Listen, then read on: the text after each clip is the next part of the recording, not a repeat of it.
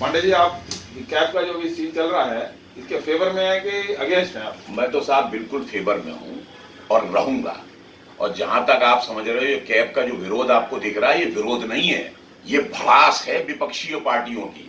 ये भड़ास है 3 तलाक बिल पास हो गया, ये भड़ास है 370 हो गया, ये भड़ास है 35 हो गया, ये भड़ास है कि राम जन्मभूमि का बाबरी मस्जिद का केस इतनी शांति से कैसे निकल गया।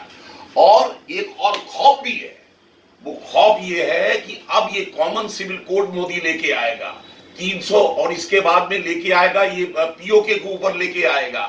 इसके बाद इनको लगता है कि जनसंख्या कानून लेके आएगा, ये तो खा जाएगा हमको। ये टेंशन है इन सबको। इसकी वजह से ये सारे के सारे चील कौओं की तरीके से विपक्षी पार्टियों ने कि लग जाए साली देश में आग, नाश लग जाए देश का, जल जाए साला रेलवे, जल जाए तो पूरा कंट्री, जल जाए दिल्ली, लेकिन किसी भी हालत में मोदी का विनाश करना है।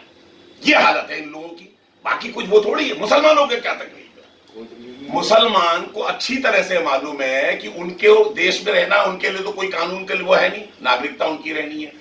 बाहर से सताए हुए कौन लोग हैं?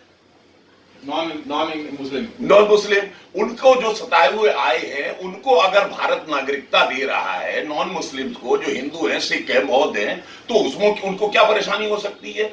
इनको तो मोहरा बनाया जा रहा है कि तुम किसी तरह गदर काटो, तुम्हारे ऊपर से फिर हम जो है तुम्हारे उसके ऊपर करें और तुम्हारे वोट बटोरे और तुम्हें डरा डरा के रखे। बिल्कुल ठीक है, ये कहानी है इनकी। इनको यही खतरा है विपक्ष को कि सारे मुद्दे इन्होंने सीधे कर दिए। यस, तो ये इलेक्शन किससे लड़ेंगे? बिल्कुल पॉइंट यही है। और साहब एक बात और बता दूं, हमारे यहाँ के कुछ नादान, जो हिंदुस्तानी है मैं बोल रहा हूं, नादान, वो यार मोदी को गाली देती। अरे यार, मोदी जैसा आदमी, एक बार तो सोचो, एक बार सोचना पड़ेगा, जो आदमी अपने लिए नहीं जीता, देश के लिए जीता है।